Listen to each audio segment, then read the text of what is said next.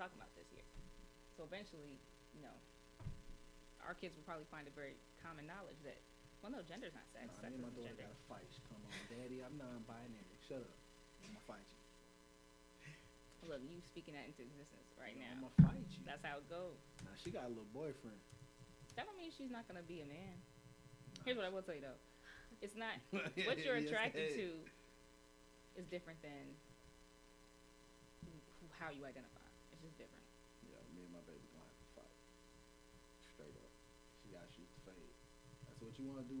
Fade.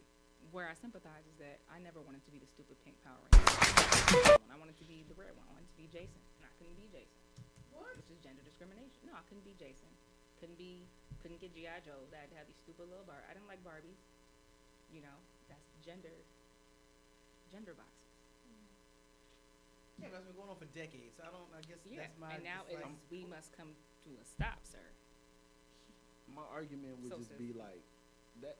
All that is cool, but like, what does that do for like the future generation? They're not gonna be men no more. They're gonna be like Whatever. women now. I'm sure there'll always be folks like you around. I'm sure. Yeah, I mean, I like women's. I do too. But see how we on opposite sides of that same equation right now? Nah, we cool. And I'm just learning about this because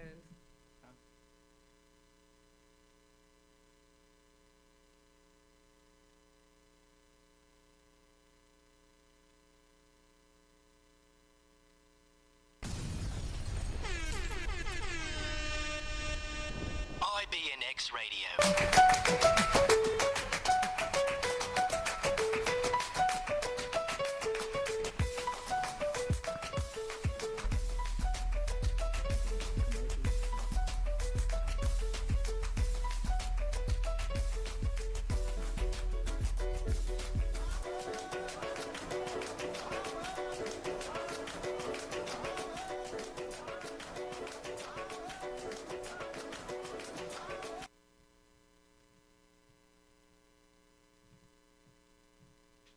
All right, welcome everybody to this Friday edition of the Leadership Band with your host Ricardo D. Rice and my correspondents.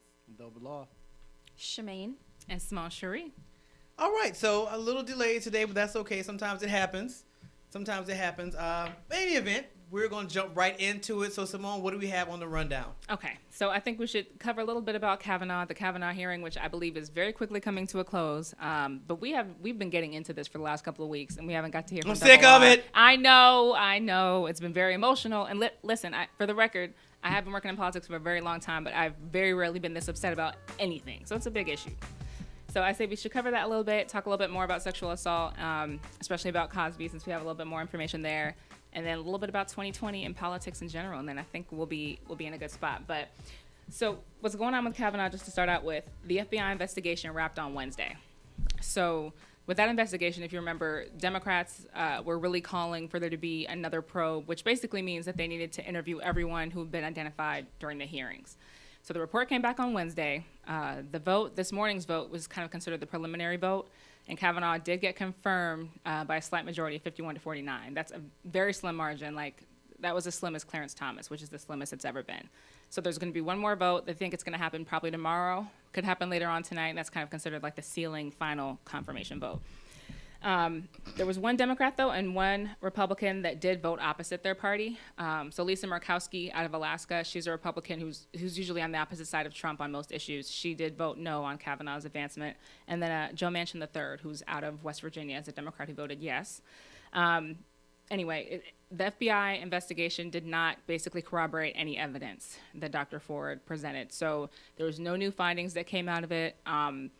What's been kind of the major news story is how thorough the investigation was. So the complaints that I've heard, or kind of the feedback, has been that this investigation was not thorough enough because Dr. Ford was not interviewed by the FBI.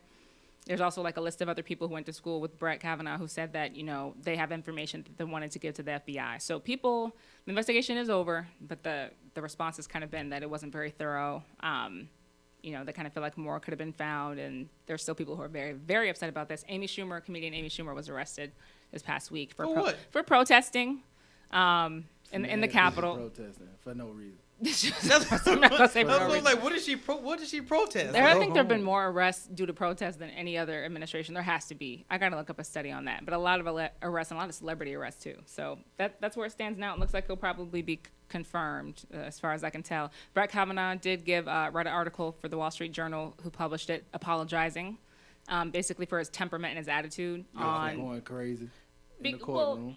see, and people were very upset about his temperament, and then it went from You accuse the man of rape. right. Like, don't go. Like, people get it confused. Like, oh no, it's just sexual assault. Nah, bro, you just said I raped It's somebody. attempted rape, yeah. Like, sexual assault is rape. It don't matter what you say. If I try to force myself upon you, it's rape. Yeah. And y'all accuse this man of rape from 30 years ago. But you don't really remember when it happened or how it happened or if he really did it. You just said your original letter, he pushed me in the closet. Right. And that's the thing. I understood him being upset, and I understood her being emotional. I felt like they were both emotional, personally. But people felt like his behavior was not very becoming of, like, a judge. And it's like, Because you're accusing him of rape. Well, right. And so to me, I kind of took it as like, okay, I didn't think this was a situation in which he was supposed to be robotic and analytical. Like, if he was completely just calm and cool and collected, I felt like you also could have said, well, he just, he's insensitive. He doesn't care. You know what I mean? Like, he seems kind of sociopathic. Like, how has this woman been so traumatized and he doesn't have a single reaction? I felt like you could have spun it any way you wanted to, honestly. But if you've ever been falsely accused of something, it upsets you. So you ever been falsely accused of rape? It Right. upset me. Right. I think even if it's small, because he went crazy. Me mad. He went crazy in the courtroom. He was like, I can't, but I've done a lot. I ain't never raped nobody. Right. And the fact that y'all even had me, but like you said, like all the people that was coming out complaining about not being able to testify, it's people on her side. Like, nah, we used to go to their campus because she was saying that all this happened when she was going to all girls school. Mm-hmm. People like, nah, we used to go over there and do our thing. And the boys used to do the same thing. It's people that came out on Kavanaugh's side like, nah, he lied. Like, bro, you used to get drunk. He used to get extra drunk. Well, he said he used to get drunk. He said he never blacked out. Right. And if he did, he was 17. And the pictures that they was posting like mad pictures of this dude, like being somewhere in the corner by himself, sleep. Now, it's the difference between going to sleep because you were drunk Right. and blacking out. It's tough. Well, the issue for me is the fact that we did this backwards. So they get this letter, they find her. We don't do an investigation. We immediately go straight to trial, and then in the mid-trial, then we go, oh, well, now we should do an FBI investigation. I would be mad too, because where is due process in all this? Like, how do we not do the FBI investigation first to say, you know what? Let's interview her, decide there is enough evidence, which you're supposed to do, to even take it to trial. The mere fact that public opinion bypassed due process, that is a problem for me. And I think that's what happened when we get to Cosby. That's what happened with him. Yeah. Like, you got to, when it's that many people, now we're going straight trial, bro, because you had to do it. That's what everybody's saying. Like, that many people, you had to do it. Yeah. And with him, he's a judge. Like, he's a Supreme Court nominee. You've been in public in your position for a long time. Yeah. You had to do it. Like, it's not one of those things like you're a nobody and somebody be like, nah, bro, rape me. Nah, you him. But I think live it's streaming still it made different. it worse. Like the fact that it was live, that the whole public could see it, I think just made it so much worse. And I think that's why an investigation should have come first, because I don't know what the FBI was going to investigate. That was my first thing in the first place. Is like, okay, there's no year. Yeah. There's no. I didn't know what they were going to investigate. But the fact that she named 4 people, and those 4 people were already interviewed by like the media and said we don't remember this. I was like, okay, so now the FBI gets to interview those 4 people, and I guess double down, like, are you sure you don't remember this? Which is what they did, and they all said they didn't. So and it's it like, was all in court. They all showed up. Everybody was there. not Mark Judge, which to he me, wasn't there. he's the only person that I feel like matters because he was in the room, supposedly. So it's like, if he's in the room and he says it didn't happen, it's like, yeah, but you can't. what else can you do? So Somebody pushed you in the closet, but somebody was in the room. She said, I vaguely remember. Like, when you watch her testimony, it looked weird. Like, I vaguely remember what happened, but I know it was him. Mm-hmm. I'm confused. How you vaguely remember? You don't remember what year you got raped, cuz? That what you saying?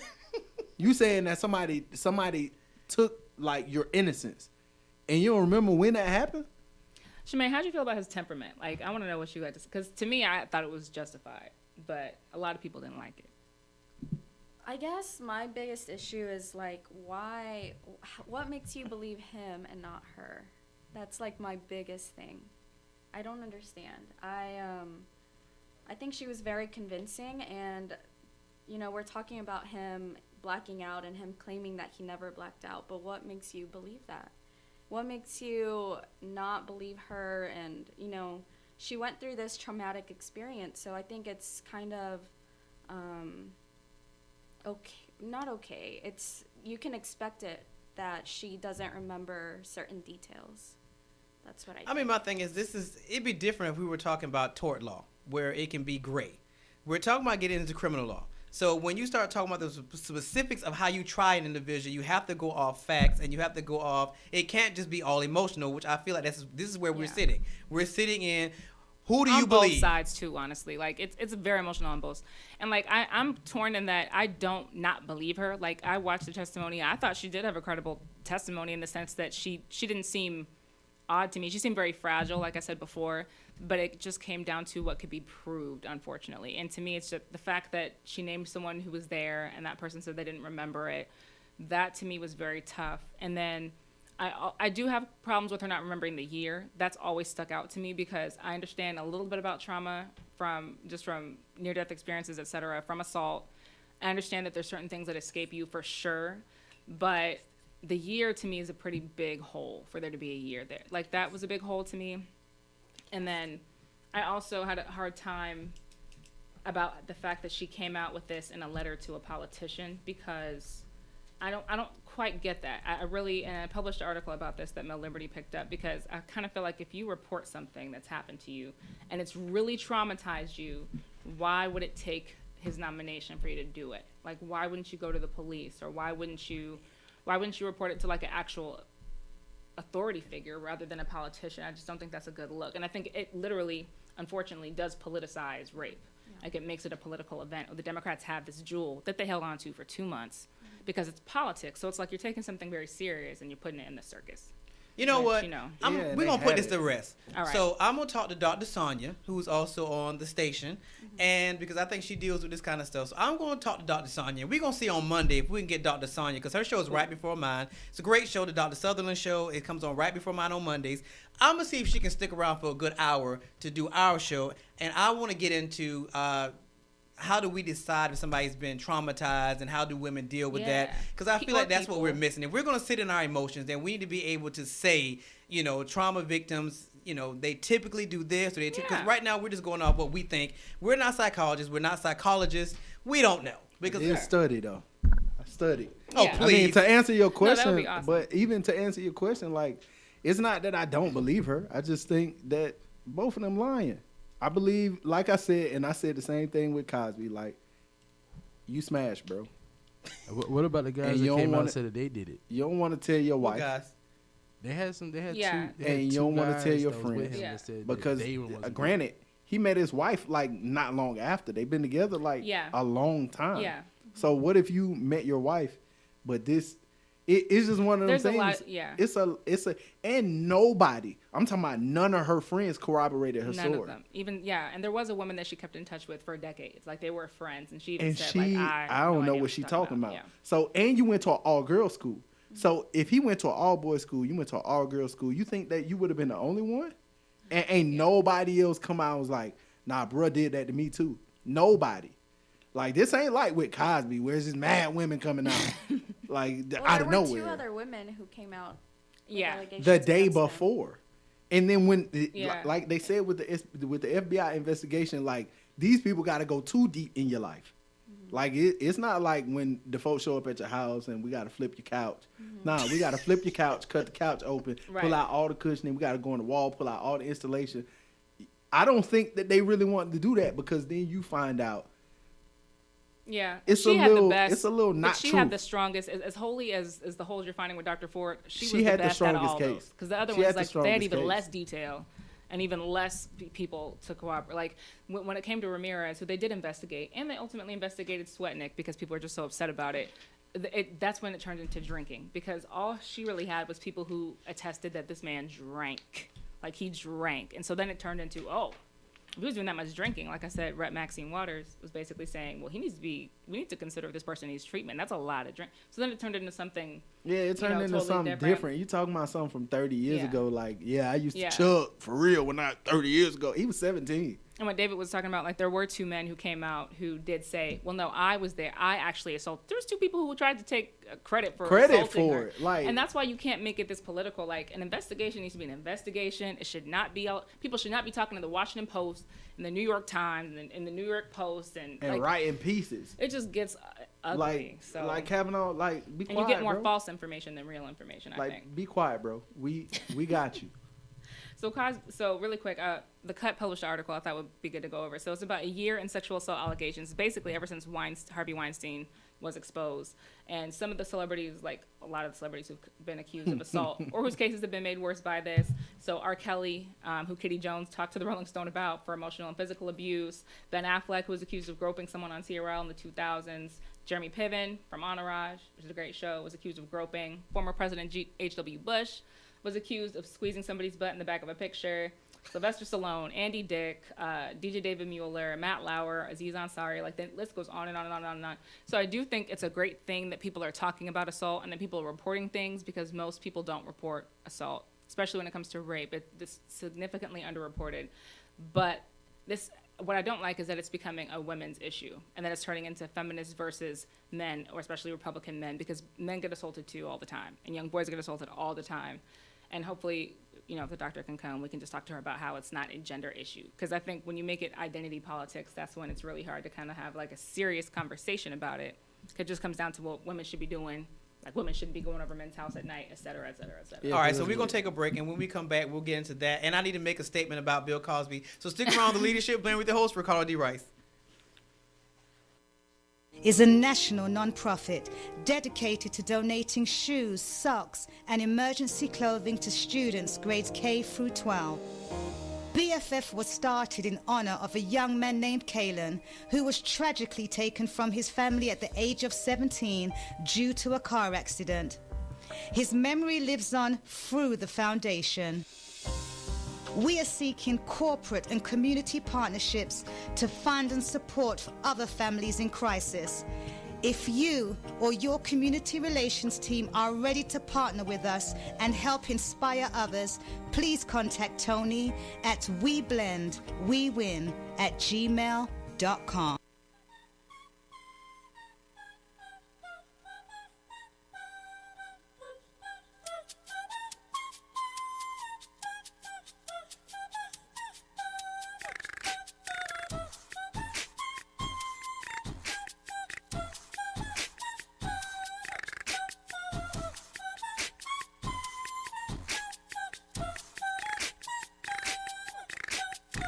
I'm a believer.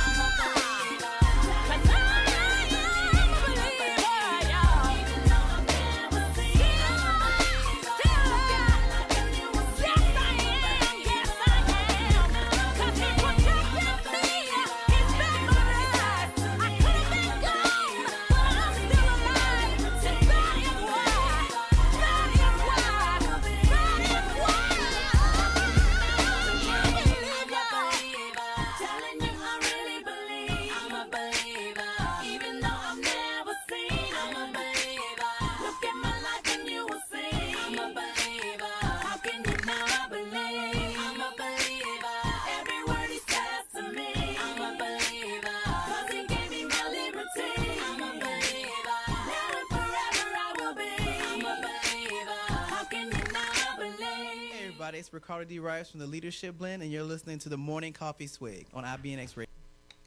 All right, everybody. Welcome back to this Friday edition of the Leadership Blend with your host, Ricardo D. Rice, and my correspondents. Double R. Shemaine. Simone Cherie. All right, our special guest has come into the studio, so I'm going to let him go ahead and introduce himself and tell us a little bit about yourself. So, Mr. Reco, go ahead and do that.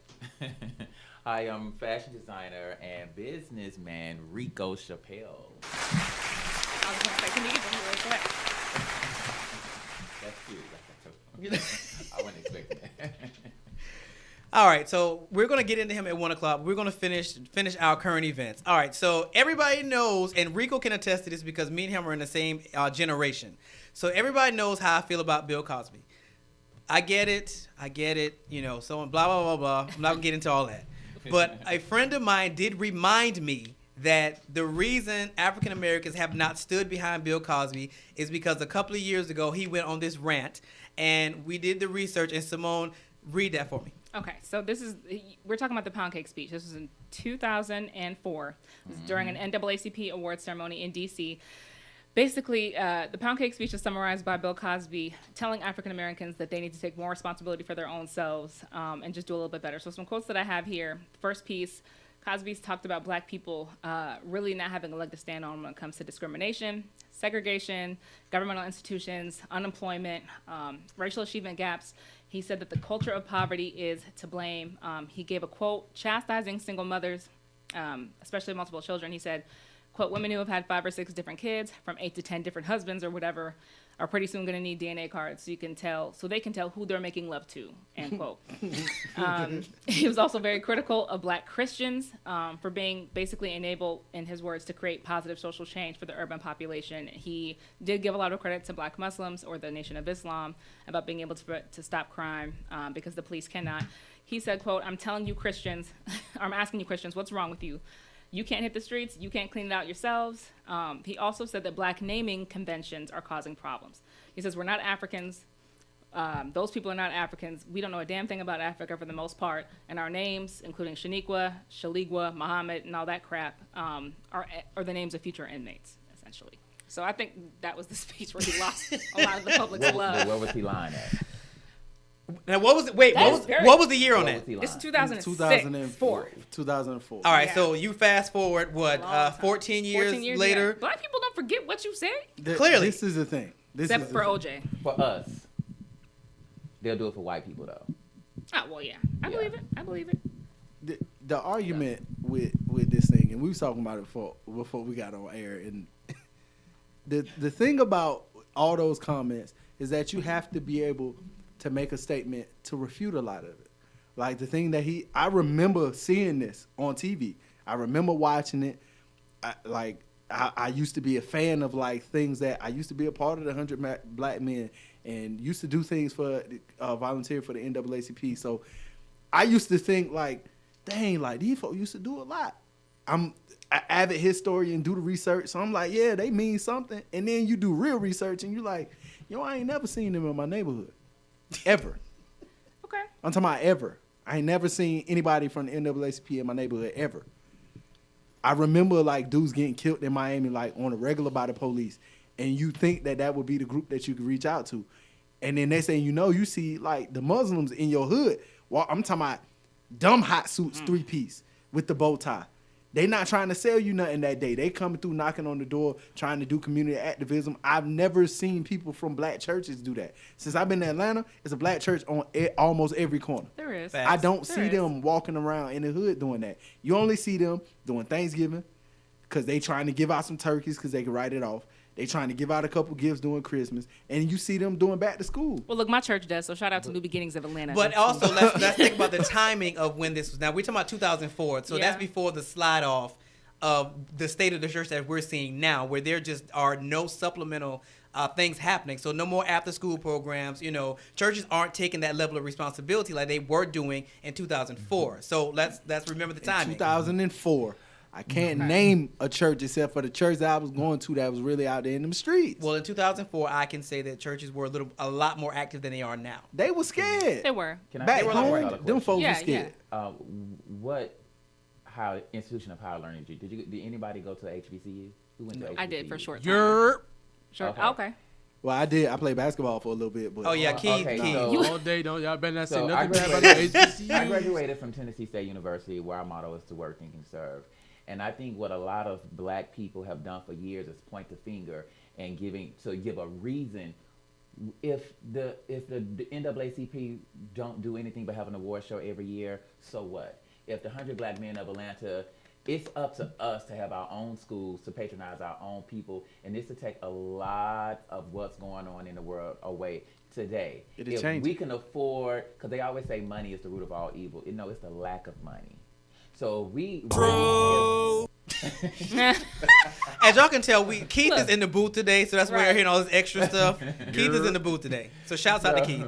So it's the lack of money is the root of all evil, because when you think about it, we got so many brothers in prison because why? Out of any other race, the Chinese got business, got generational business, and we don't really pretty much have nothing, but we're always pointing a finger like we've been in slavery, the Right. NAACP don't do, but what have you done for your community? Yeah. What have you, like, we continuously point the finger at everybody except our own self. Yeah. Because we always expect that they supposed to do it. And Well, Yeah, well, the I was thing- gonna the say thing financial this, literacy. like you They said not. you said it yourself. You joined NAACP, right? Right. Yeah. So since it's you're you. in it, We had to. It was a Yeah. part of Yeah, our when you can make freshman change. orientation. Yeah, when you go to an HBCU, like you gotta join but one. see, once you 100 Black join- Men, NAACP. yeah, you got to do the work though. Like we used to have the same problem, and one of my frat brothers was like, "Look, let's stop complaining. Let's Right. join And go do NAACP, something. and let's go do something." Now these old people, I agree with you. They're stuck. They did drop the ball. We got our civil true. rights. They thought we did good. That's why they didn't do anything. That's why we're kind of restarting. But I believe our generation, we're not gonna make the same mistake. I think a Oh, couple oh, oh, generations. oh, I think okay, a couple stop. generations See, ago. A couple generations Okay. ago, I think we there. were in a better spot. No, I think people did a lot more. Our elders didn't drop the ball. I don't think they did drop the ball because they No, fought. not elders like grandparents. I mean, like your parents dropped the ball. Well, you know what you got to think about. I think it depends on you gotta when your think parents about are what born. happened in our generations. How old are you? That's true. How old are you? That's true. 30, 31. You're 30. So in my generation, most of my elders was on drugs. So Exactly. we had that crack, crack boom. epidemic that still plagues us till today. Yeah. And now they don't change something that they had, what they call ice back in the day. They renamed it and called it meth. And they constantly put it in our communities, which messes up the whole situation of what It we destroyed got going whole on. generations But of once communities. again, we put it as an excuse. Because I seen what it did to my mother and my father. So there's no way that I'm going to touch some type of drug. We just got to admit the truth for black people, and it's just kind of really what it is. If we gonna talk about the education system and the governor, and we not going out and vote for the new governor that's up for, I can't Right, even remember her Stacey name. Abrams. Stacey But Abrams. Stacey, but I'm going to vote anyway, Democrat. And it's nothing that we can complain and sit and talk about. We can talk about it all day, but if we're not doing anything Gotta take about responsibility. We don't put foots in streets, man. That's not what we do. A lot of We the don't young even folk have do. to. I'm don't saying have we to march complain. You don't today. have to. We don't even I ain't have talking to about the march marching. today. I'm talking about like to actually go do the work. I agree. That like what we do, and it's not. It's a criticism. It's one of those things that Bill Cosby brought up. It's a lot of people that brought it up. Why they don't patronize a lot of black people? Because we Right. always expect Lord. something. Black. We expect absolutely something. do. Black Come people. on, man. Come listen on, to sis. how Come black on, people. bro. Listen to how black people talk about other black people in business. They don't like working with each other because they always expect that somebody gonna want something for them for free. Okay, well, you know, I can talk about it. I'm sorry, I'm just taking over y'all show. No, I'm please. So sorry. That's you what, good. Okay, that's so what we as do a for. black owner, like I tell my aunt all the time, sometimes we got to help teach black customers how to treat us, because I've had friends that get dressed and change the way they talk when they go into Neiman Marcus. But when they go in Tyrone's shop, they be like, "What up, cuz? Can I get a discount?" Right. No, bro. Nah, it don't work treat like that. me the same way that you treat when you go to Jill's I know or my wife is Jackie's at home spot. clapping and jumping up and down right now. Exactly. So it's almost like we have to treat our people how to work with each other. Everybody is not on that "what up, bruh? Let True. me get a discount." Because I'm telling you, I get it all. I've seen it all. I'll see a young lady walk in out of a Mercedes with a Gucci bag, Chanel pumps on, and say, "Can I get a discount?" Oh yeah. Nah, ain't no discount. Well, Ain't no, no. but All right, so that's a good place to All right, segue. all right. So we're at the 1 o'clock hour. So we're gonna table all of this, Okay. because we definitely have a lot to talk about Mr. Rico with, because he's done a lot of things, which, like he said, as a black business owner and almost a fashion mogul over here, because he's been in the fashion game. How long have you been in the fashion game? Oh Lord, since the 90s. No, for going on 19 years. So he's been in the fashion game for, look, the reason Rico is here today is because he crosses so many lines. This whole reality craze thing we've got going on, to me, Rico did it before it was popular, because he was on the fashion show, which was in what, 2004? No, it was in 2008. 2008. Yeah. 2008. So he did the reality show thing before it was popular. So let's start there. So tell us, because this is what we were talking about before the show started. I was under the impression that the fashion show preceded Project Runway, but when we did the research, that's not the case. No. Project Runway was already going when the fashion show started. So yeah, Lifetime bought. It was a fight between. They didn't think Project Runway was going to do as good as it did, and so when they created it, Bravo was airing it, but Lifetime had bought it, and it blew up. So pretty much, Bravo said they're going to replace. Project Runway with the fashion show. So what had happened was when they got us on, because they only gonna use one of us. They already put in all our heads. They're only gonna take one black person. They're only gonna take one black queen, one black this, one black this. So I was that black guy when I went on the show, and so I was whooping their ass, and I knew it.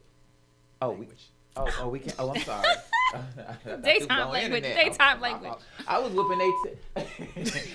whooping they tail, and when it got to the end and they put me off, they said your people will take care of you, and if you say anything, we're gonna blackball you from the industry. The world went absolutely bananas. So the next year they end up giving it to a black dude that didn't deserve it. That was the end of the fashion show because people didn't even want to watch it no more. Can you tell us why you got involved, or before that, like what you were doing, why you were interested in being on a show, like a little bit of background? Well, okay, so I tried out for Project Runway for seven. That was going to be my next question. Yeah. Did you try out for Project Runway, or did you just bypass Project Runway and said I want to do the fashion tried out show? for Project Runway 7 times, seven times, and it came to a point to where I even hate to bring his name up because it's almost a year and he's passed away. And, Michael Knight, yeah, he was the last time that I went to try out for Project Runway, and I went in there, and it was a breath of fresh air because it was a fresh face. And when I mean to tell you, he threw me up under the bus, ran back around, drove around the corner, and made sure I was dead, and drove back over me again. Oof. Wait, was this in the season he did? Because he did his season, then he did All Stars. When his season, I made it to the top semifinals as well. It was both of us. But just for television's sake, he looks a certain way. He don't look like he know how to hem dresses because he looked like a dude, like he told a gun. Yeah, or Michael like had that. that. He had that, big, tall, That macho stock, and thing. I'm looking like, hey. So of course I said, Michael, they gonna pick you because for television standpoint, you don't look like you make clothes. I do. So I was cool with that. So the next year I tried out, and the next year I tried out. I was like, you know what? I'm done. This was in 2008. This is before I got the fashion show. Actually, 2007. And then I said, you know what? I'm done with reality TV. I'm going to move back home to Chattanooga. I'm going to move to L.A. and see what's going on in L.A. And they called me for the fashion show. So what was that process like? Because Kelly Rowland was a judge on that show, right? Right, yeah. She was a judge. It was cool once you get out of your head that the cameras is not there and you there to make some money. It was $100,000 on the line. I was good, But I'm used to be honest. I'm used to dealing with our people, and we work on CP time. So I was used to making things at the last minute because that's what I do, So when it came to making a gown or a wedding dress or whatever, I did my my project in a couple of hours and I go to sleep. I'm kind of glad to hear you say that though, because we follow a lot of like different leaders and stuff like that, and like different motivational speakers, and I know Double R does too. And there's always like this set schedule that people have, and I've never heard somebody say like, "Listen, this is just my process," and it doesn't involve doing things a year before I have to. The only person that does things the way they should is Beyonce, and that's why she is where she is. I mean, I work with some of the top girls in the game. I'm sorry, Toni Braxton. But you want me to make a gown in my hotel room 3 hours before your show? That's not hot. And then you want to complain about the craftsmanship. I'm sure. Like even the wardrobe sure. malfunction. You didn't want to do a fitting. She didn't want to do a fitting. So of course when you dun dun dun dun and your boob pop out, that's on you. So you did. Well then. You were on the season of the Braxtons, right? Because didn't you do Trina's when she did the video? Yeah, I was with the Braxtons for 4 years. Yeah, I was with the Wow. Braxtons for 4 years. Because I remember that episode. Yeah. Yeah, I did her video.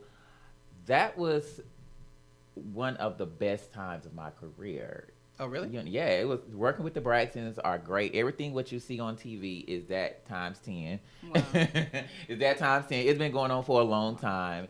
And I was just wondering it was just going to be a boiling point, and it all kind of my fault. I was wondering when it was going to boil over, and it would have to be addressed publicly because it's been going on for a while. I got a question. Why is it, as a male designer, why is it that the clothes for men are becoming like so feminine? You know what I mean? Like I was watching somebody posted it. The people that you follow on Instagram, they always posting what they see. So I saw a dude like in like a latex bodysuit, and I'm like, that's men's fashion now. Like it's always been around. That's just a part of the bondage world. Latex is a part of the bondage world. Now, since social media, it's been around for years. Since social media is so prevalent, back in the day we only had Black Planet, and yeah, and and it's always been there, but it's just never been in our world. It's just never been in the mainstream world. White people have always worn skinny jeans. I'm from Chattanooga, so I saw white people every day. They've always worn skinny jeans. So I was always familiar with a fitted T-shirt and skinny jeans. That's what I wore. So it's always been around. It's just now with social media, it's just being incorporated into mainstream. So is it that my question mainly is like why does it seem so hard to like make like regular men's clothes? Like it's just, is it a lane for it now? Because you hear like people like Kanye complain about it.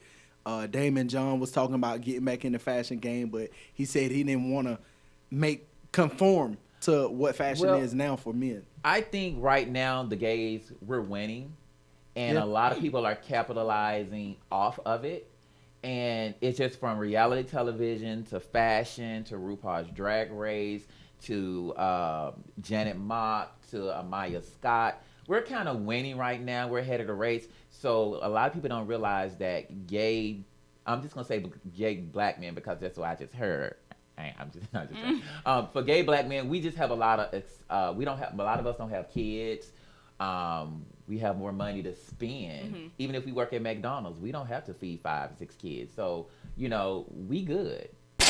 Yeah, but gay households in general, whether they're white or black, they do tend to make more so money. most people are realizing that and capitalizing. What needs to happen is black people need to realize that to capitalize off them gay dollars instead of bashing us in the churches and everywhere else, and we'll be a lot better as a community. And segue into the next the next go round. All right, so you've been in fashion for a hot minute. So looking at what fashion looked like then versus now, what is the difference that you see?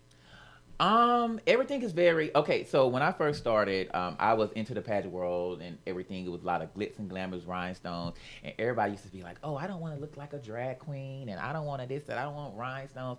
Now all the girls want fake boobs, fake booty, cinched in waist. They want to look like drag queens, heavy wigs, a lot of eyelashes. It's just so funny. But I think now, I thought it would happen sooner since Tiana Taylor came out with the whole body thing, and I thought people were just gonna start getting ready, and it slowly happened, getting rid of boobs and booty. It's slowly happening with McKay Michelle, that documentary that they had about the fake prosthetics and all that stuff. I think fashion is going to revolve around where that skinny, slim girl is going to be back in style. People are going to start taking more care of their bodies because it's just too much going on with women, infertility, black people, and high diabetes and blood pressure and all that good stuff. yeah. I think it's gonna make a 360 effect. You really think gonna so? be back in? Yeah, I think that tends to come with the like thick sisters. Well, I Yeah. thought that's where we were headed with that. We were going Ashley to be Graham. more open to plus size. Well, and we're stuff. open to plus size, but at the end of the day, you know what I'm saying? Too many ham hocks and pork chops, it's gonna kill you. Yeah, but I think health can be its own trend. Health has been like a monopolized Yeah. business too. So if it becomes sexier to become healthier, then I can see how Yeah, it clothes will is. follow that. That's why I most of the don't girls. see where be- y'all get that from, because like these, especially You must don't my pay sisters attention. It's because of the it's bad healthy, jobs. thick women out But here. there like- are, that are happy. but there are and- also a lot of just big girls who are calling themselves thick, and that's just what they call themselves. Yeah, but They they're got not they're willing just to. big. You're big. Yeah, but You they're And not they're willing just to. big. Stop. You built like a dumpster. You big. Yeah, you just Like, big. yo, ma, them pants is tight. That waist is busting out them pants. Right. Yo, that tuck in, that weight, the stomach tuck in. Yeah. You gotta stop that, ladies. Look, And I think I'm the gonna give you a surgery is hug, helping, but too, you gotta like- stop Well, that. anytime you pull like the bathing suit up over your belly button, that's, Right. that's the Right. indicator. You know what I mean? Yes, Right, but right. okay, so let me ask this then. Do you feel like there is a market for plus size women? Or It's are always they been a still market. in that same No, little there has small not. No, there hasn't. Yeah. No, there Lane hasn't. Bryant. There are still there are still big women that can only go to certain stores. Lane so until Bryant. that stops, Lane That's Bryant. pretty much it, And yeah. I don't even know I how was well gonna they're say doing. Lane Bryant is a really very, very established. That only Yeah, but that's- middle class They- white women who aren't having sex want to wear. They They've been still around don't for make clothes that years. people want to wear. So the question is: there a market for plus size women? Do you think that market has Oh shrunk? God, Or it is grew. One of my good friends, Jabri, Jasmine Elder, owners of Jabri, like literally, I've held back on making my clothes because Fashion Nova has ruined my business. But for her as a plus size designer, this girl turns number as a black plus size designer. She turns numbers, and it's companies that are calling her. Literally, I'm putting all her business out there. She literally just had a call from an investor company wanted to invest a couple of million in her business. So it is a great lucrative business, but I wonder how long. I mean, it's just like everything. It's in. You know, bald heads are in, dark skinned men are in, light skinned women are in. They're out the next day. I mean, that's just what it is. It's gonna become full circle, and then a little skinny broad with no boobs gonna be in next in a couple of years. All right, so let's take a break, and when we come back, we'll have more with Mr. Reco Chapple on the Leadership Blend with your host, Ricardo D. Rice. Hey everybody, it's Ricardo D. Rice from the Leadership Blend, airing every Monday from 12 p.m. to 2 p.m. on IBNX Radio Talk and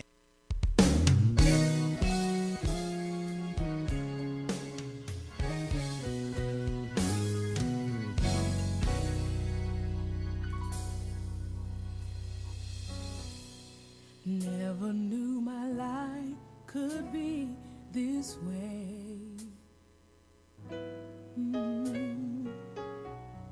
I never knew the sun could shine all day. Never thought I'd live beyond my past until I found Jesus. I never thought I'd be in this place. Oh, I'm glad, so glad I'm living my life in this place. Ooh, I never knew my heart would feel again. You see, I was so hurt, never knew the pain, would let me stand.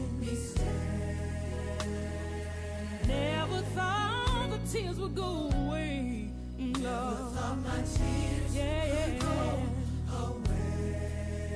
Until I found you, Jesus. I never thought I'd be right here in this place. Oh, I'm so glad. Yes, I am. I'm living my life. Oh, Lord. There's a place in God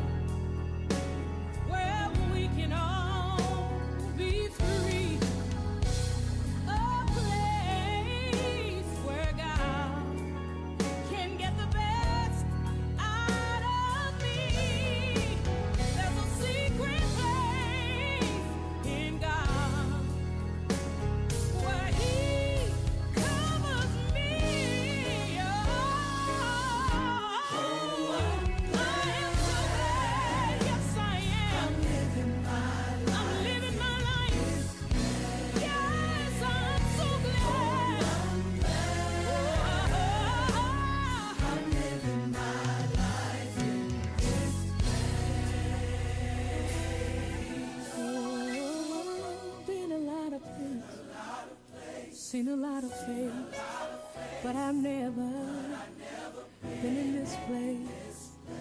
Time and time, I never thought I'd win. Oh Lord, been a lot of places, seen a lot of people. Oh Lord, been in this place, time and time again. Never thought I'd win.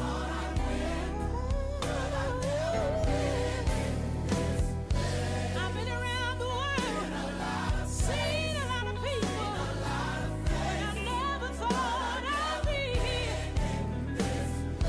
I am amazed that I'm in this place.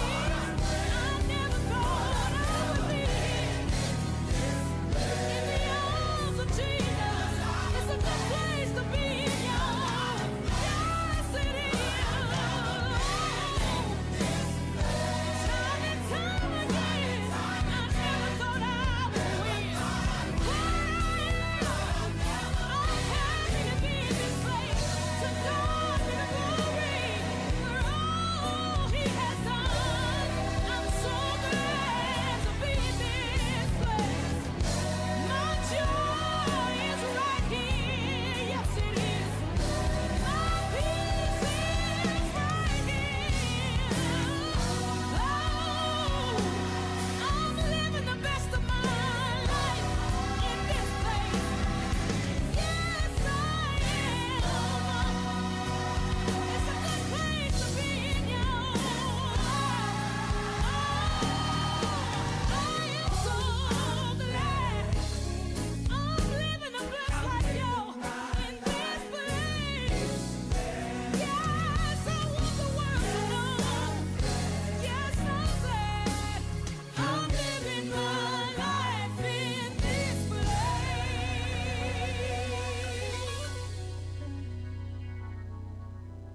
We told you, just leave it alone and just have the thing. It's just the cover. Yeah, she said don't do the red.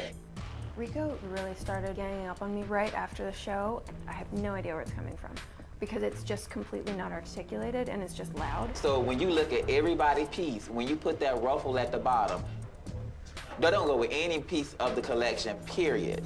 We said just leave it without the mesh and you didn't want to do it. Laura is about her doing whatever she wanted to do.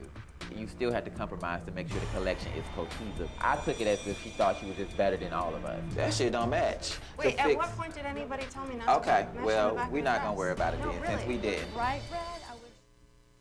All right, everybody, Every welcome day. back to this Friday edition of the Leadership Village with your host, Ricardo Rice. Okay, so if you heard that during what we were just listening to, that was Mr. Rico in true Rico fashion. He used to give it to the kids on the show.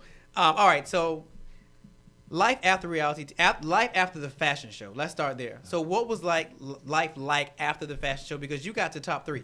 It was top 3, right? 4. Top 4. Yeah. Mm-hmm. So what was life like? The show ends. You didn't win, but you were in the top 4. So what was like life after you stepped out of that stage? Okay, my thing is I wanted to stick to anything that has a design aesthetic, designer. So I didn't want to do club bookings. I didn't want to do nothing kind of crazy. So I stuck to fashion shows. I was literally booked like Thursday, Saturday, Friday, Saturday, Sunday in different cities for like 3 years. I was making a lot of money.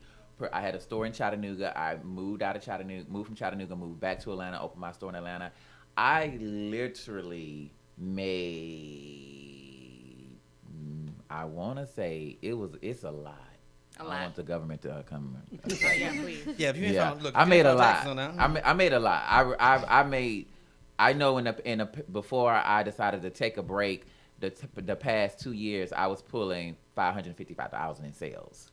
Wow. When Married to Medicine aired, 1 month I made $56,000 online.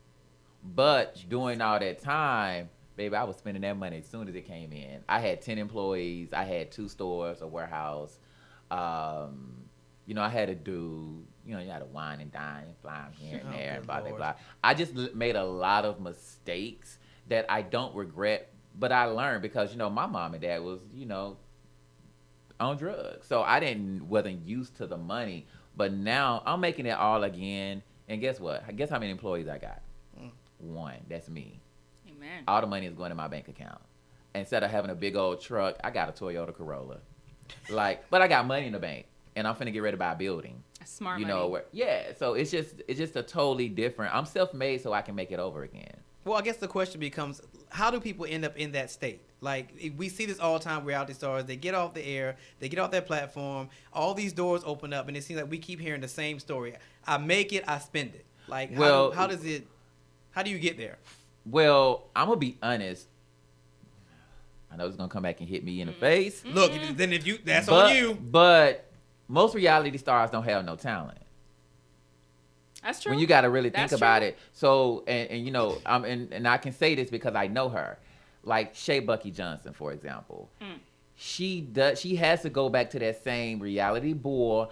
A tear almost came out my eye when I saw her back on Love and Hip Hop Miami, and she was doing the same foolishness that she was doing when she was one of the first reality girls. She was a Flavor. Yeah, she was on Flavor of Love. Yeah, she was on Flavor of Love. So she was one of the first. She's the OG in the game. Yeah. And you mean to tell me you ain't got a box of crayon to sell, or some tube socks, or some waist cinches?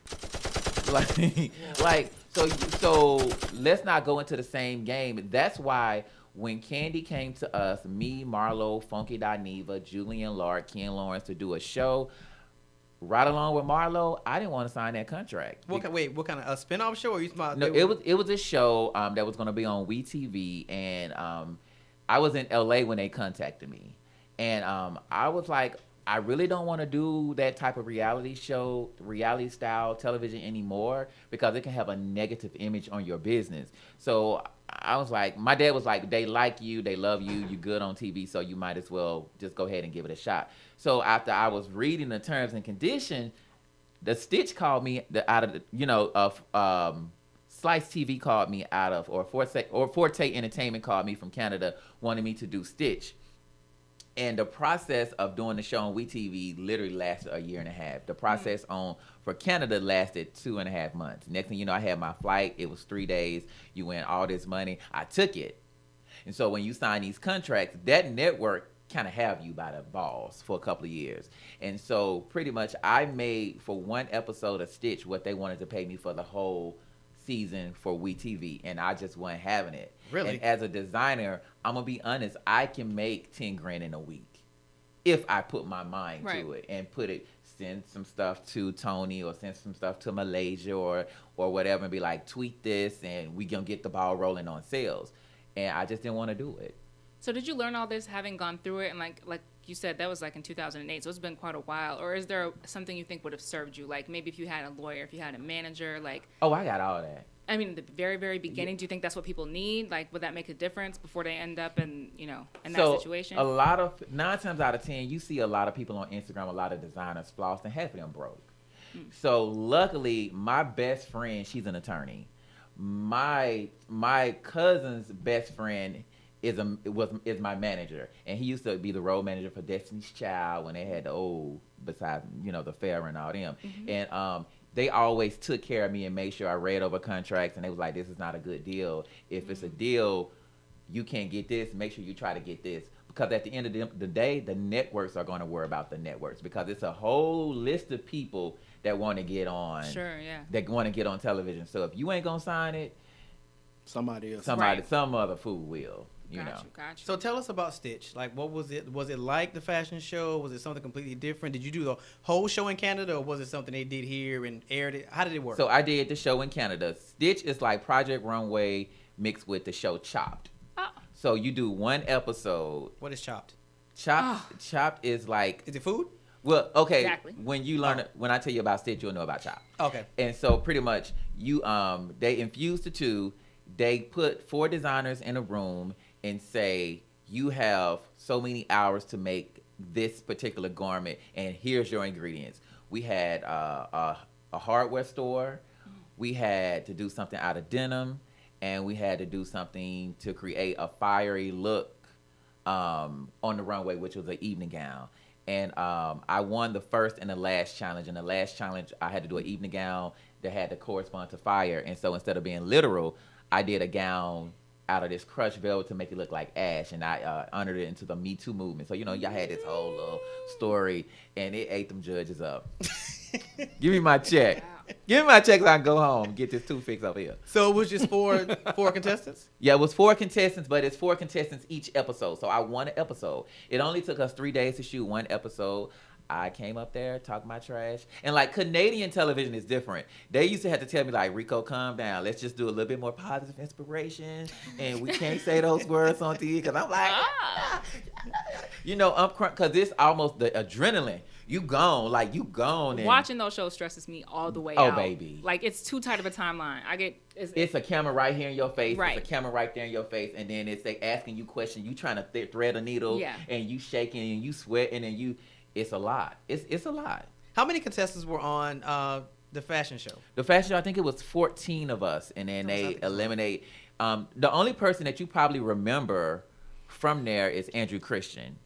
He's an underwear guy, multi-millionaire. So me and him are the only 2 recognizable people from the fashion show. Do y'all talk? When I lived in LA, we would run into each other, but it's very LA. Oh, I'm gonna call you, girl. Right. All right, we'll do lunch next week. But nothing never happened. All right, so the fashion industry in its current state. So what would be your niche now? Because I know when I watched you on the Braxtons, I think you were doing the dress for Trina for her video. So do you like to stay in dresses and stuff, or do you want to branch out and do other stuff? I'm actually moving more into high-end couture because right now, Fashion Nova, AliExpress, Zara, Forever 21 is messing up the game. And I'm going to tell y'all might probably be like, booty cheeks get real tight when I say this, but if Donald Trump do one thing, if he fix that whole import-export thing to where they can't get their stuff in the country at a cheap rate, we're going to start winning. That's why you have so many hair companies and Instagram stores and Zara. So you're in favor of the trade war? Yes. Yeah. Huh. Because those bigger like companies, they can always just get bulk whatever they need. Exactly. Because to send stuff over here from China is cheap, but for us to send stuff over there, it's extremely expensive, and they're gonna tax us like triple once they get over there. Wow. Mm-hmm. So why? That's port to port instead of plane to port to port, right? To go to China, So it's boat to port. Pretty much most people do stuff by plane these days, unless it's a massive amount. Like for me, I'm getting ready to open up a fabric store.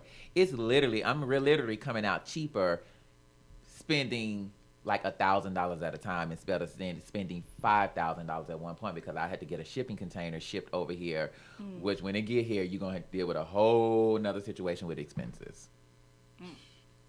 So what is a misconception about reality TV that you think people have? Because it's becoming wildly popular. I feel like people are aspiring to get on a reality show. Yeah, I met this one guy literally from like Tennessee somewhere, and he said he moved down here to be a reality star, and I said, "Po baby."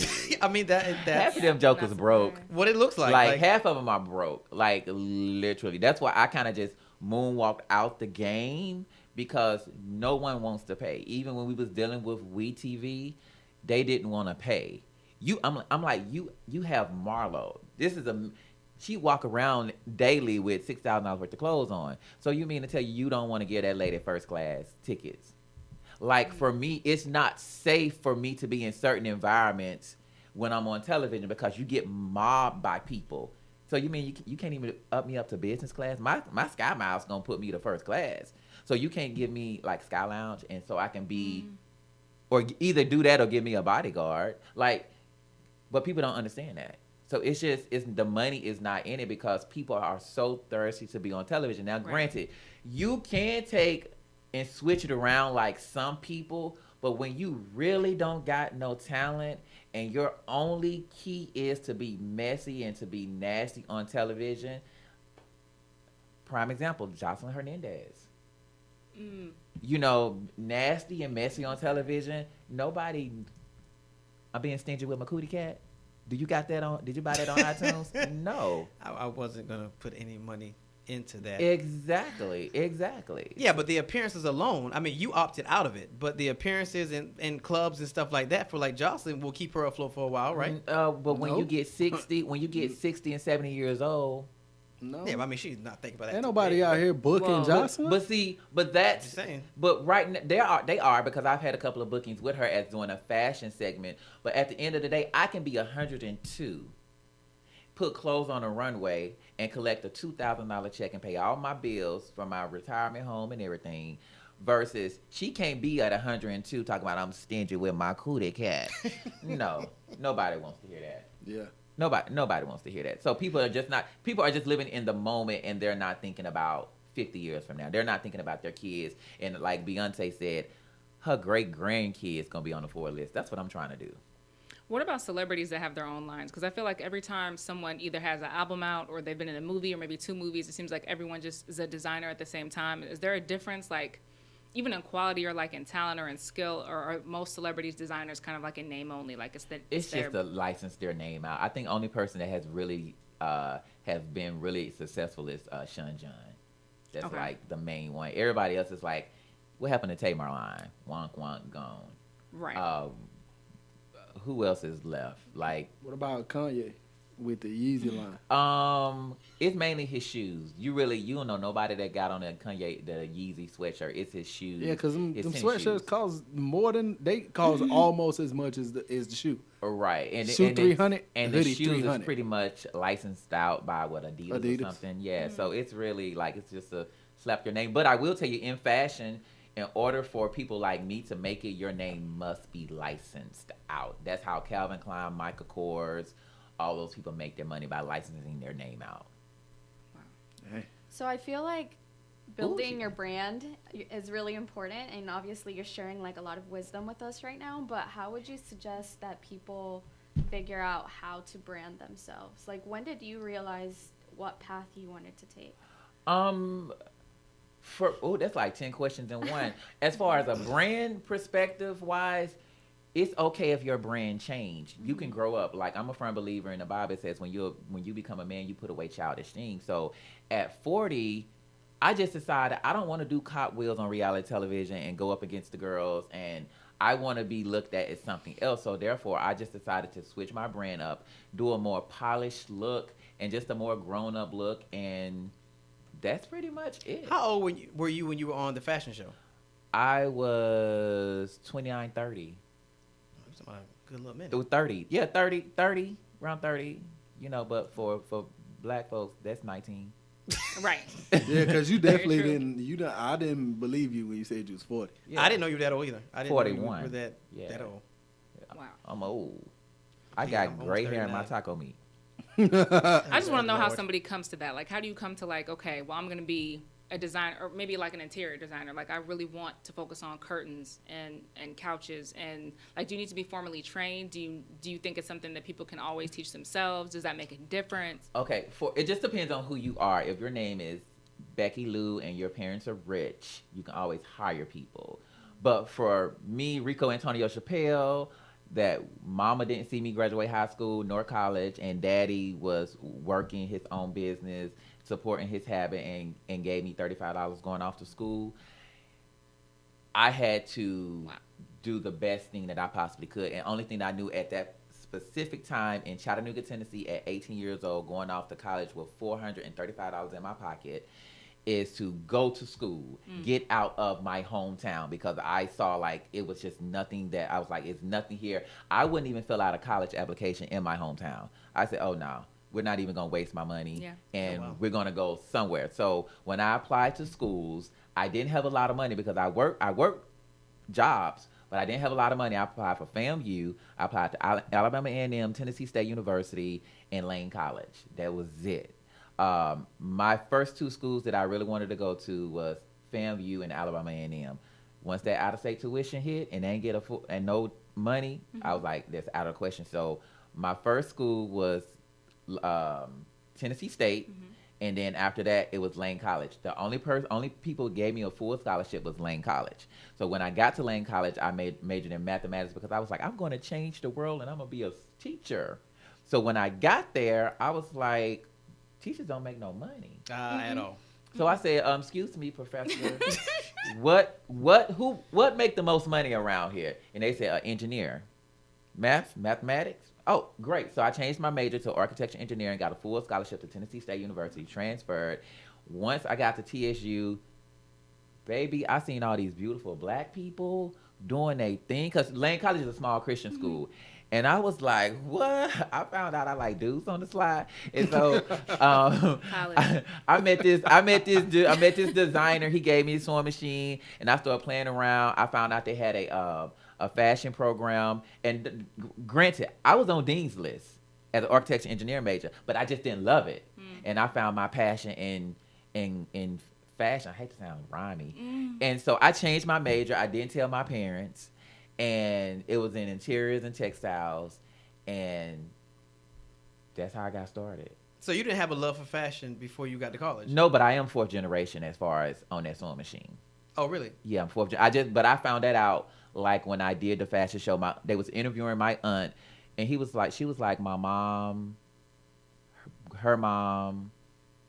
And I was like, word? Like, I didn't even know. And she was like, I just never thought to tell you. She said, that's when I got in front of a sewing machine, it was like, I know how to use this. Try this on. Right. It kind of came natural. So I'm fourth generation. Wow. But I love that you're saying that, because I still believe in following whatever this is and finding it if you don't know it. And we talked about this a lot, I think. And I love and respect. Ricardo's always coming from an angle of what makes money. You need to make money. Yeah, I've lived long enough without it. People, So. and even Double R criticizing sociology majors. Who then complain about being like, what I'm do just sociology saying. majors do anyway? My point exactly. We're gonna leave that. My point was, that's my I love point. that somebody's still preaching your passion, because that may be the only thing that gets you up. But something that you got to realize, your passion have to be able to make you money. You got to be able to take your hustle, your hobby, and make a coin. When I made my first swimsuit for a stripper named Dana, I think she married now in Detroit, so I ain't gonna say her last name. And she gave me $75 back then, 18 years ago. Oh, I was hooked. So I'm like, I was working at Ruby Tuesdays and Express. And so I was like, okay, I'm working all day and making $75, and I made this in an hour and made $75. I'm done. I quit, 2 weeks notice. I'm good. I'm out. It was it for me. Once I got it's like a vampire, that first taste of blood, that money, I was hooked. I get it. Okay, so starting a fashion line now versus back then, what is the difference? Because I feel like you need less than you did back in 2008, 2009. So back then, I think internet had just happened. We had Yahoo Instant Messenger, and we had AOL probably was still around back then too. AOL was just created. And we had Black Planet, and Black Planet was just created. And for those who don't, all the y'all youngins, before that was Facebook, Instagram, we invented all this stuff. Yeah, Black Planet was popping. Until that dude, whatever name, Scott, took the makeup of Black Planet and he created Facebook. But you got to count MySpace. MySpace is in there somewhere. Oh yeah, too.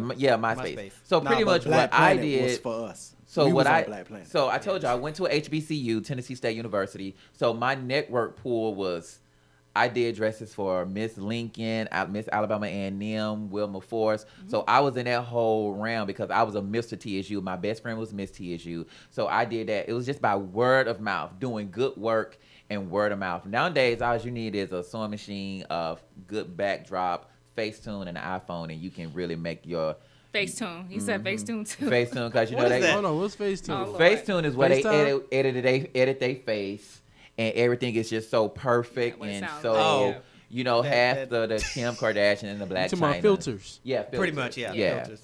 But Facetune, you can actually I was gonna say you can probably get rid of that chin. You know what right I'm saying? that If your stomach, forehead too long or double whatever. stomach. Yeah. Yeah, but how does that help?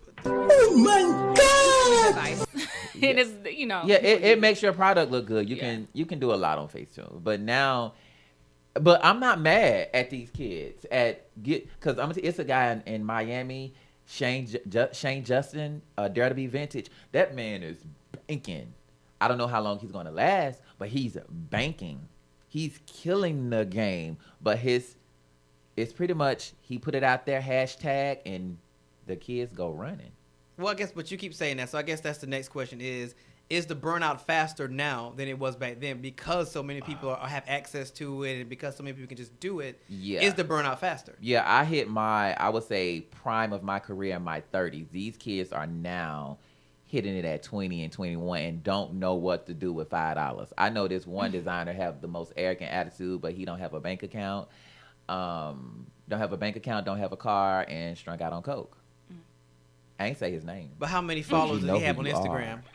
I don't know how many followers, because I don't follow nobody, so I don't get into it. People got too many problems, so I don't follow nobody on Instagram. Because I'm gonna be honest, when I left, I went into a big depression, and wait, when you left the fashion? When I left Atlanta, when I moved to LA, when I said the last 2 years of me leaving, when I made the $550,000, after that I caught my mama stealing, workers stealing, boyfriend left me. I was putting people in jail for fraud. It was people was attacking me on social media. I was like, you know what, cut it, shut everything down. I'm finna move to LA. What year are we talking about? This was maybe about 3.5, 4 years ago. So this isn't that far away. Yeah. When you moved there, was it culture? Had you been there before? Was it Oh, culture? I would go there for work all the time with the Okay. Braxton. So that's why Okay. I was familiar with the whole situation. And then when I got out there, they act like they didn't know me. But that's another story. And I just chilled. Because when depression sets in, some people go to substance abuse. I knew I didn't want to go that route from my parents. I just didn't want to be around nobody. I didn't want to drink. I just wanted to be by myself. Because people don't think I'm very much of an introvert. I can just go days without talking to nobody and be in my apartment or. No, I get that. Yeah, I go to the movies by myself. I go out to eat by myself. I do a lot of things by myself. And I moved to LA 2,000 miles away.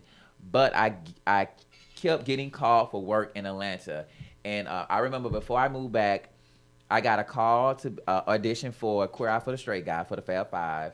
I got a call for this show in London. I got a call for Stitch, and I got a call for Candy Show. And I only got Stitch, and then after Queer Eye, for Queer Eye, there could only be one of us. Yes. And I was going to be the fashion expert. They end up got Kawamo Brown for the life person. And so when I didn't get that, that was something that I really wanted. And so I just decided to do my own YouTube channel and do So Like a Pro. It's like a Martha Stewart, Snoop Doggy Dogg, where we drink cocktails and have a guest on, and we teach people how to sew and talk trash the whole time. That's what I do. I know I'm good at talking trash. I love it. Yeah. So tell us about that. Tell us about the show, since you already segued into. Go ahead and tell us about it. So one thing, it's pretty much, it's almost, do you guys, that Snoop Dogg and the Martha Stewart? So it's just like that. So we drink. We have Lisa Wu. Last week we had Derek J. I was teaching how to make. I actually met her in person. She's really crazy. She's really sweet. And it was funny because she was like, I'm half Chinese, so you know how to make clothes. And so, Lisa likes fashion, because she met me and was like, "You have a style. Are you I don't do anything fashion. I just know what looks good on me." So she likes fashion people. Yeah, she did Closet Freak. I don't know what she got with that name, but I think if she didn't have that name, I think she would have went further. I don't know what that was. Or right. And with Derek J, who else? We got this guy, a socialite named Caleb. We have Jalen from Chasing Atlanta, YouTube show. So wait, do you have revolving guests? Do you have people that do the show with you? We have revolving guests. Every week it's a different guest. But you have people that do the show with you? What you mean? No, like a co-host? Yeah. No, it's just me. Okay. No, the budget. Cool. The budget. Yeah. Wait, so all right, so let me ask that question. Is building celebrity relationships, I'm sure it's harder, but is it really that much harder than having regular relationships? Do they require more maintenance? Are they less talkative? How does that work? Well, most of these people I kind of know. Like Derek was the first person to say yeah, because we talk on a regular. Marlo is doing the show next season. We talk on a regular. Now everybody is accessible. If you got something to offer them, because everybody kind of social climb now. I know Mariah has been getting on Quad about her social climbing, but it looks like, I don't think Quad is necessarily social climbing. It's just, you just can't do nothing for her. You just can't do nothing for her. So wait, who we talking about? Quad from Married to Medicine. Oh, I don't watch the show. Yeah. Okay. I was like, who? We're done. But it's just like, if they feel like it, but I will tell you this. Initially getting ready to book people for the show, it was a lot of people that said they're too busy, wouldn't even answer their call. But as soon as I put that first video out on Instagram, that phone started ringing. Them texts started coming through, and people was in that DM talking about, "Hey, when can I be on the next part of the show?" Got you, but I can't get in my feelings because just like I'm gonna use you and you're gonna be on the show. And So was it about numbers? Like when you did your first video, what were the numbers like? Like 1100,000. I mean, what? No, it's not much at all. Okay, so I'm gonna tell you how YouTube works. So for example, when I put the show out, I think that first night we only got like 700 views, but it immediately started making money because my Man Weave video got 1 million views. My my other videos started just going up because people will go in and click and click and click. So say for them 700 people, them 700 views, they go watch 10 other videos. So I saw that number, just that watch time. That's how you make your money on YouTube, that watch time. So that's when we had discussion about impressions versus fans. Yeah. Exactly. So if the 700 people get the impression and start going look other stuff they can become fans. Like on my Instagram, I may get like, say for example, 1,000 likes, but I may get like 50,000 impressions. You know, so it's weird. They call lurkers. What? Lurker. They lurking on your stuff. Yeah, they won't like. They won't nothing, but participate, but they just go look. Yeah, I got a lot of those. Yeah. But I guess because start that's still swinging screen on time, and they could be looking at something else. So Yeah, that's still but the time I rather for all that to translate to YouTube because that's where your revenue comes in. So how does that? Because I was under the impression that with YouTube they're looking for when you get to the point that advertisers want to advertise with your channel. Well, when I started, you have to have at least 14,000 subscribers and so many hours of watch time. I think it's different now because there's so many people doing YouTube. The watch time. Yeah. You still have to have the watch time. Exactly. But now, like I said on break, if you're in any type of entertainment and if you're not on YouTube, you're dumb. You're wasting your time. You're just only doing it for likes in the gram. And I think the millennials are mainly doing it for the likes. You do not get money from likes on Instagram, but you'll get money on YouTube. That's what I was telling them. I was like, it doesn't make sense to put all your energy in. Facebook isn't terrible, but Instagram, Twitter. I was like, your money is in YouTube. Like, if you can your get money is in YouTube subscribers up, then you can really make money. Right, and it's hard to translate those Instagram to the YouTube, especially in my generation, because older women was like, "Do I gotta pay to subscribe?" Yeah, Girl, no. Just go ahead and do it. But it's just you gotta have your content just relatable to a different demographics than what you normally kind of cater to. Well, that was my thing. I was like, you have to make it as easy as possible, especially for our generation and older, to get to it. So if I do Facebook, I put the link. I'm like, just click it. It'll take you straight to YouTube. You don't even have to think about it. Just click it and change straight to YouTube. Right, and then you just got to have pulling your guests. Like for next season, I'm working on getting Ken and De'Aria, which is, I don't know if you guys are familiar with them. They're like a younger generation YouTube millionaires. They're clients of mine. And these babies literally Tesla cash. I believe it. Don't even have a house because they couldn't even get a house because they don't have any credit. They was just like, we just got the money. Oh wow. Yeah, but they make it from YouTube. I've met in LA.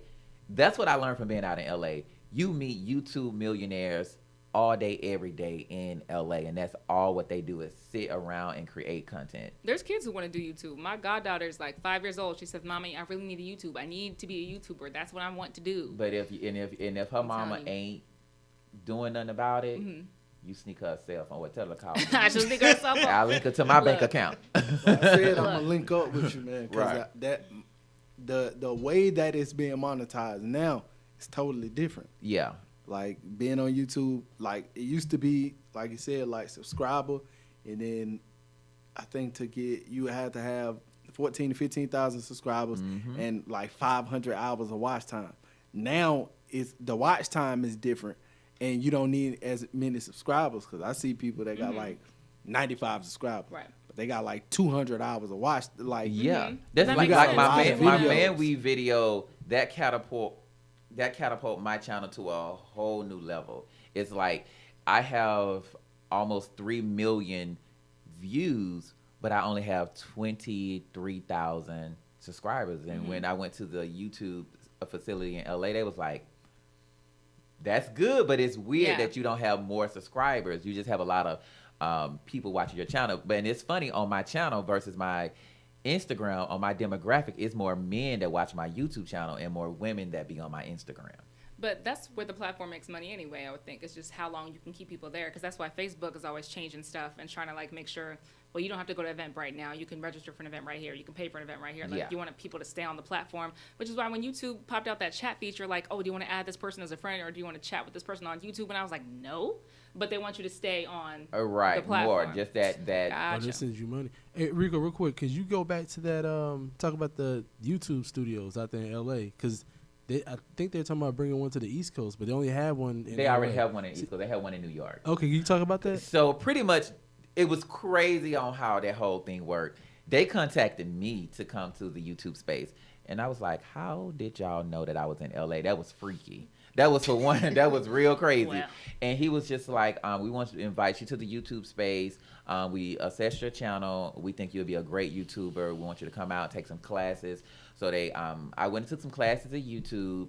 And you just met so many different people, walks. But that's what LA is. You just get so many different walks of life. And it was just this massive building that you can they have like all this state-of-the-art equipment, from green screens to cyc walls to studio equipment that you can create any content that you possibly could imagine. And it was absolutely amazing. And then it started for me. And see, for me, I said, my goal is to be like this Black gay Martha Stewart type character. Like, I want to put paint in Walmart and you go to Best Buy and or Bath and Body Works and whatever and buy my shower curtains and towels and whatever, versus a character like Funky Dineva that it pigeonholes you as a brand, because people are only going to look at you as being a gossip or a messy blogger or whatever. So I didn't want to do that. I started telling stories, but I just didn't like the negative connotation that came behind it. So I was like, let's stop.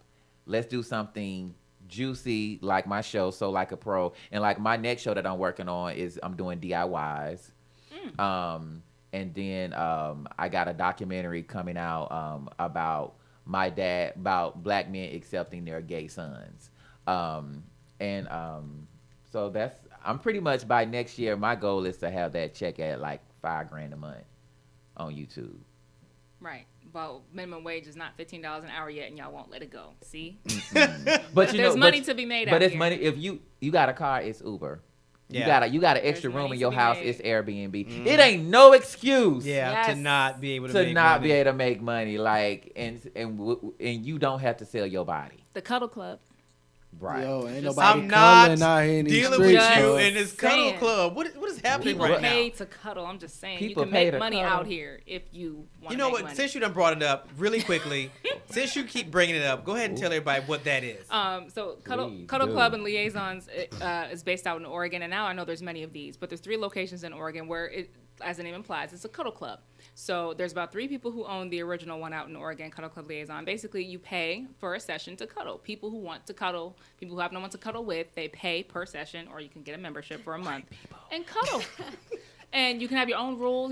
Maybe you don't like touching here, maybe you don't like, whatever. Maybe you like to spoon, maybe you prefer back to back, but you can cuddle. And I think that's just proof that America is the greatest country in the world. No, And that's No, proof. is it it's gonna the be- greatest proof country that in it's the about to world. be With the Is lowest. it an extra Incredible. $19.95 for a happy ending? Like, let's get the Listen, absolute. and there's You can get a cameras. cuddler There's in cameras, Atlanta right? right now so for there's, $100 which is an exactly hour. what we talked What? about. Wait. What? So Keith just looked it up. So what happened? Okay. Kalina the Cuddler in Atlanta, $100 an hour.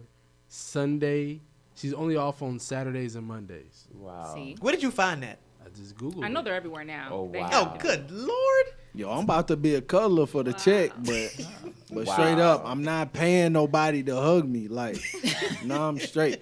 Wow. good. That says a lot about the world. Yes. That's no shade. That says a lot about the world, baby. We are in our last days. Good. All right, so Oh, boy. Rico, we're in our last 3 minutes. So what would your advice be to people who are, because yours is like threefold. So let's do this. People that are aspiring to be YouTubers and people aspiring to get into the fashion industry, which is ever changing. What would your advice be? For both of them, it's pretty much be willing to change with the times, be consistent on whatever it is you do, and be true to yourself. Don't just try to do something because it's just a trend and be like somebody else. Be true to yourself. I've always tried to be true to myself and I like being the first. Like, You did that. I do. I like being the first. Like, I don't think about nobody else but myself. That's why I don't follow nobody on Instagram. I don't be in people's business.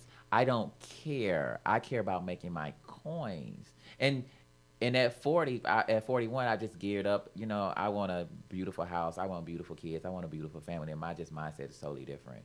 I don't do stuff for now. I do stuff for 20 years from now and then for my grandkids. Don't sound like an old man. I know. I was kind of surprised. I was like, that sounds like a farewell speech or something. On. Okay. Yeah. But I do. We got to start thinking like that. White folks do. We just don't. Black folks don't. And they think about it early, too. Yeah. White folks be having insurance policy when you're first born. Right. That's a good point. Shit. All right. Final thoughts, Double R. I like what you got going on, man. We got to work because I got a lot of ideas, and it's very hard. Like, that was a question I wanted to ask you. Like, why that scene in L.A., you would expect that you would be able to see that in Atlanta. They shoot all the movies here. They want to have all the TV shows here, all the music here. Why you think they coming here? Oh, because they can't do it in L.A. Right. Black folks don't operate the same. I couldn't make no money in L.A. Black folks treat me good here. Yeah. Atlanta got a lot of untapped resources, but we ain't figuring it out. We so busy worrying about the Christian Louis Vuittons and all that good stuff. Our mind is on some other stuff. But that's a whole nother 2 hours of radio. That's a different conversation. Right. Okay. Shemaine, final thoughts? She just asked me one question. Thank you for feel coming. Well, okay, in. disclaimer. Shemaine very rarely gets on the air, but we're remedying that. We have an internship program. Okay. So she's one of the interns, and she very rarely gets on the air, but she expressed a desire to be on the air. So I was like, okay, you know what? Today is a good time to practice. So that's why she's been here. Actually, that question you did was a very good question. Very good So question. I will Very give you good kudos question. to that. That was a very good question. You came out of left field, but go ahead with your final thought. I digress. Thank you so much. But yeah, as an intern, what really stuck out to me was you talking about how it's important to follow your passion and also finding a way to make money from that passion. Yeah, I can just relate to that. I graduated with journalism, a degree in journalism, and I had a lot of people telling me, you know, that's not really where the money is. You should do nursing or something else. Nursing? Yeah, just something else. I mean, they make money. They work like slaves, but well, they make at money. the end of the day, you want to be the master of your face. You want to be the captain of your soul. So you want to be able to not have a cap on a type of coinage and what you want to do in life. Like, I think journalism is amazing. When you start speaking, it was so, like, great. So, girl, get you a green screen and an iPhone and a ring light, and you get and talk about 1 minute news on YouTube, and you can create the new Complex. You can create the new Hollywood Unlocked. You can create a whole lot of great stuff. And one good thing about being in Atlanta, you have so much access to urban celebrities. Girl, you'll be good. Yeah. I just want 10% though for giving you all that information. Right, I was gonna say. Simone, final thought. No, I loved everything you had to say. I loved that this message was very educational and very empowering. I feel like that's why I love talking to entrepreneurs too. And I just feel like more people should kind of find themselves in that lane because I don't believe in the traditional path for anything. Oh yeah. But on top of that, again, this is the greatest country that there is, and I love how much we've also squeezed into personal responsibility when we were talking about Cosby earlier because that's like my number one message. Yeah, I love Bill Cosby. There's a lot you can't change. I'm gonna be honest. If it wasn't for him, I wouldn't be sitting in my seat right now. Wow. Yeah, I wouldn't have went to college. I probably would be strung out on drugs, either sold drugs.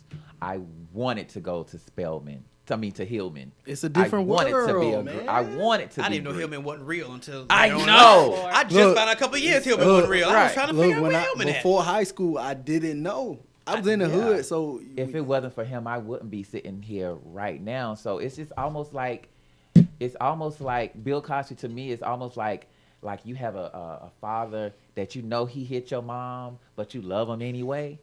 That's how I feel about Cosby. So he always will have a place in my heart. He probably did. Put them 10. At least 10 of them. Yeah, I don't think that he raped I'm not them. getting into that. He smashed. I'm not getting into that. That's we're at the end of our tenure. I think he was getting some type of freaky thing. I think he couldn't probably do nothing. He probably got a little piece anyway.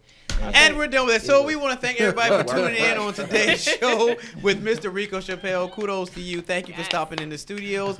On Monday, it'll just be back to the three of us. So me, Simone, and Double R's back. I want to come back. Movie. Fine, we'll let Reco come back to the show sometime really soon because he can help me get my YouTube used up. So he can definitely come back and help me get in the game. So we will see you guys on Monday, same time, same place on the Leadership Blend with your host, Ricardo D. Rice. You're listening to IBNX. IBNXradio.com. The station with the best music. Best music. I love the music. Best music.